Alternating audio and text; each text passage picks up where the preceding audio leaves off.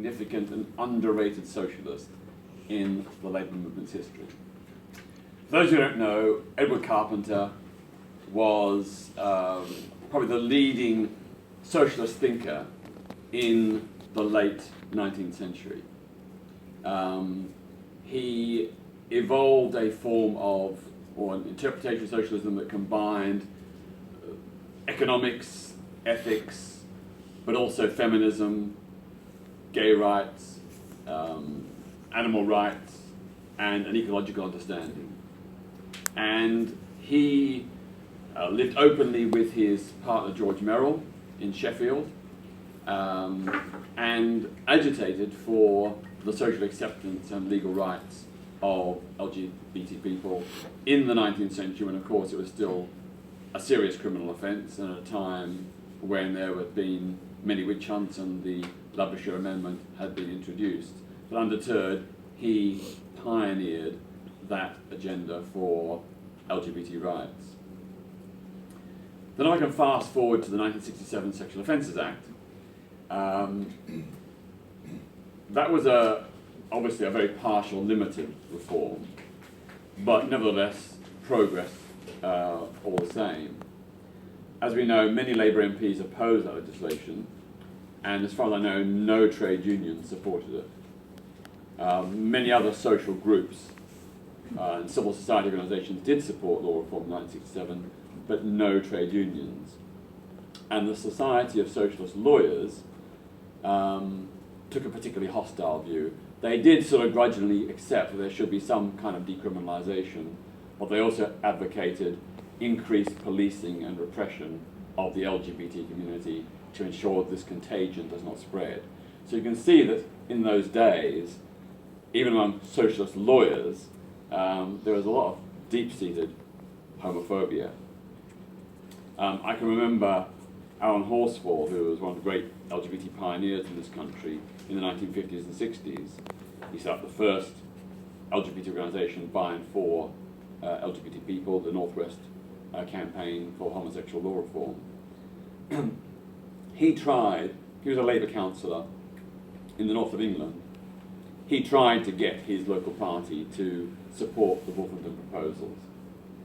And he was just not only refused, but shunned and treated as a pariah. And that was a story which was replicated among many Labour parties around the country.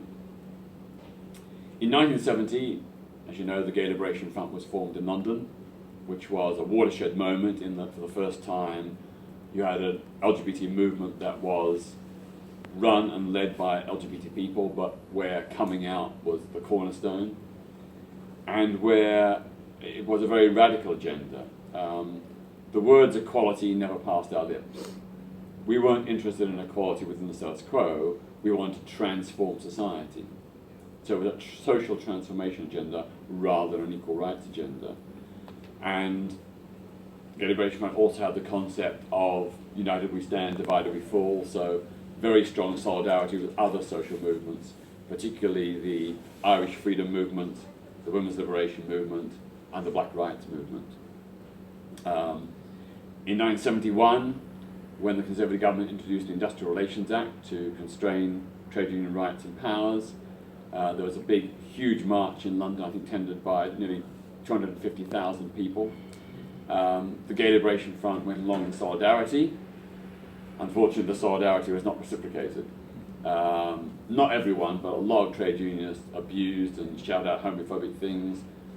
They were pelted with projectiles, beer cans, banner poles from trade unionists, even though they'd gone there in solidarity to support the trade union movement against the Tories.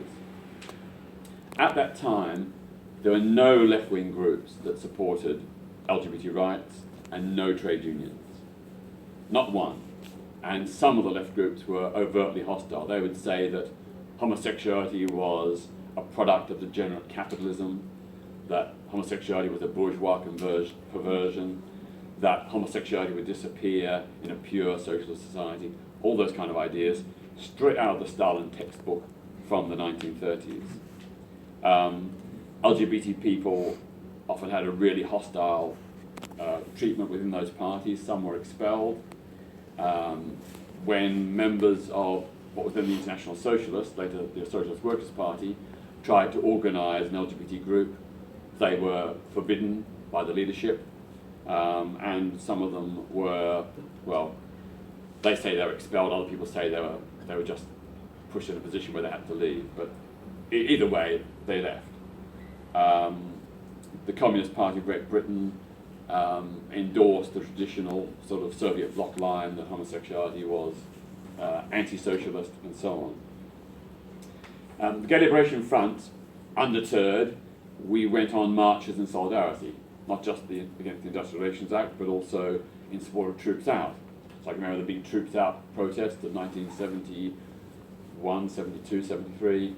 The Gay Liberation Front was there, but we got quite a hostile reaction from Irish groups and from trade unionists and left groups.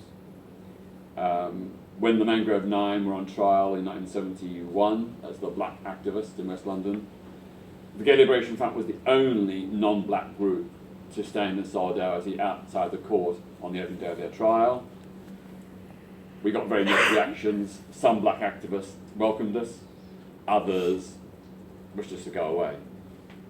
We were an embarrassment.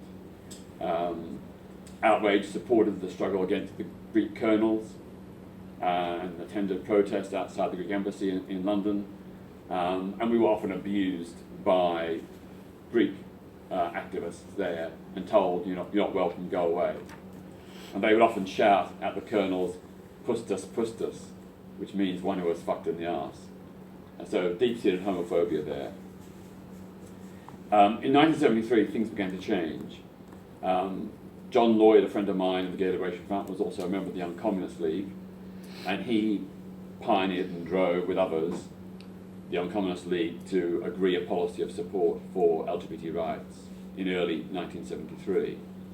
I would say that the response wasn't overwhelmingly supportive, but a lot of people were just too embarrassed to oppose it, so it went through. Likewise, the National Union of Students passed its gay rights policy in May 1973. Again, notably, the left groups within the NUS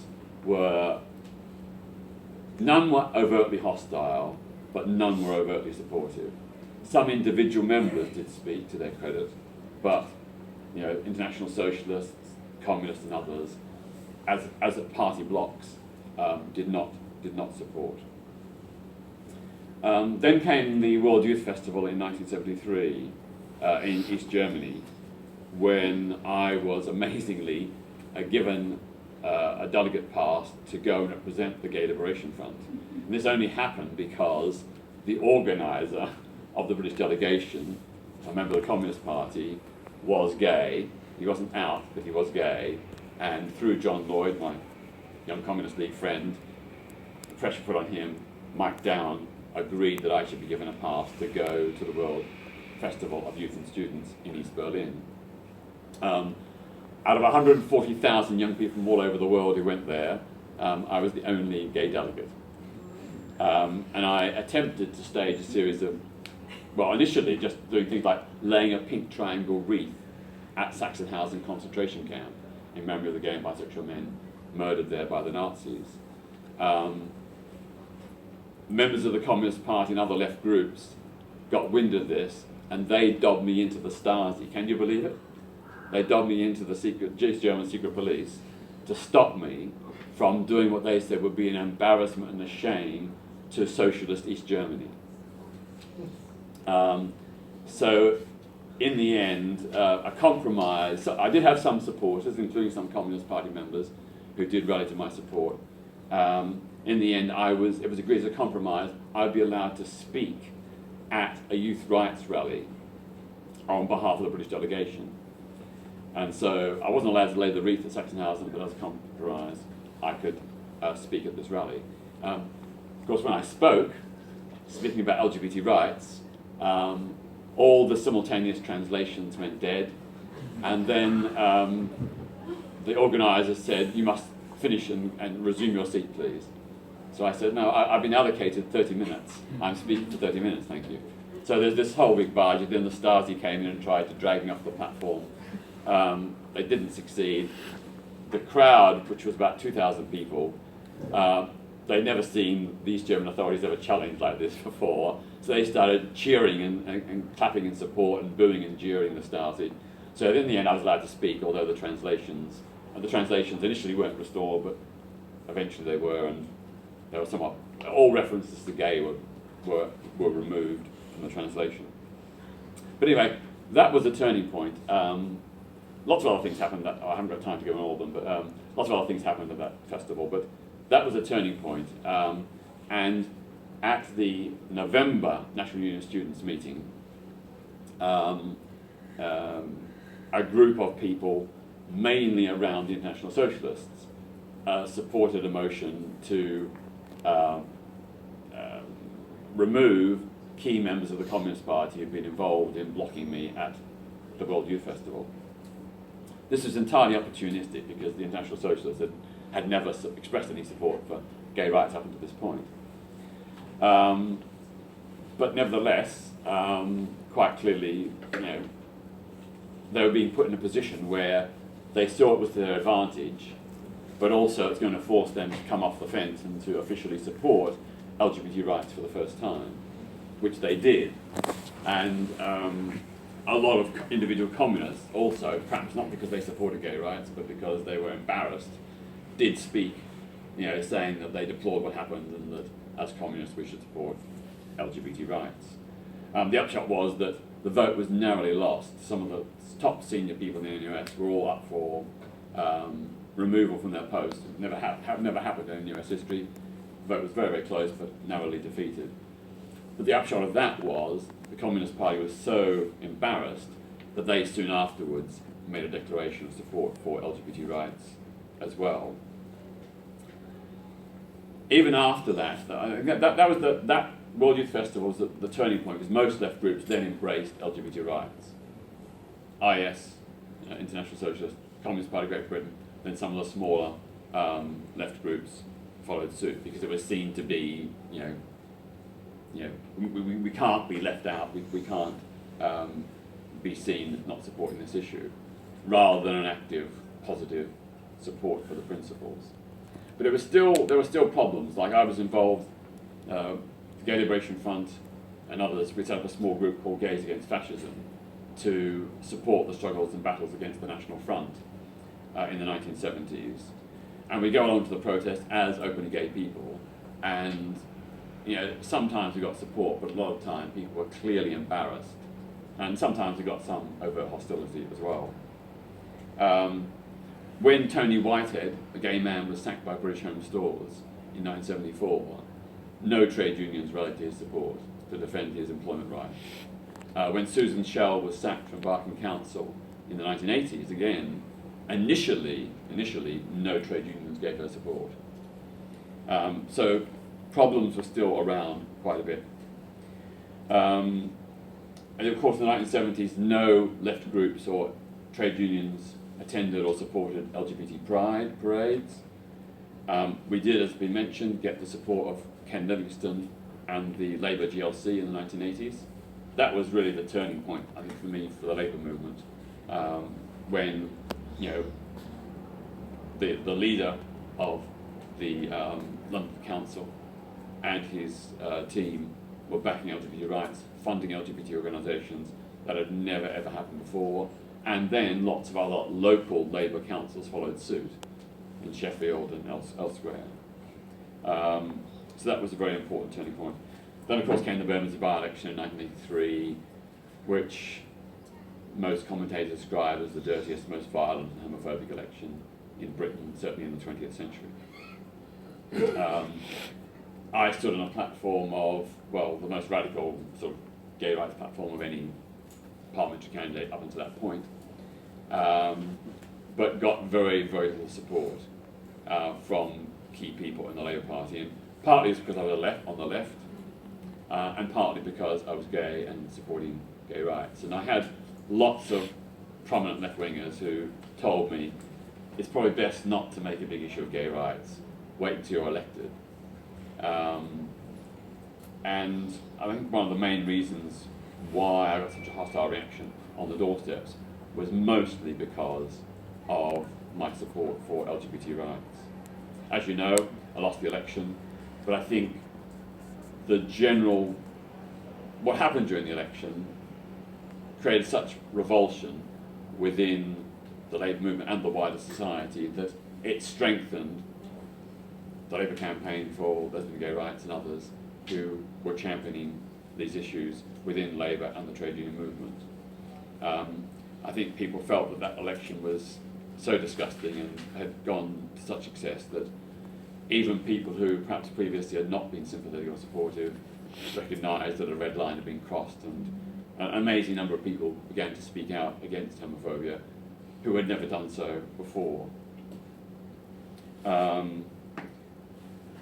Lesbian and Gay Support the Miners was another really pivotal, important moment in terms of the Labour movement, not only winning the NUM on side, but winning the support of many other trade unions and Labour movement people as well. Although again, it wasn't entirely, 100%. I can remember I wasn't directly involved in Lesbian and Gay Support the Miners. I was involved through LGBT and Labour movement activists in other parts, mainly in Scotland. So I did various speaking tours to support the miners in Scotland.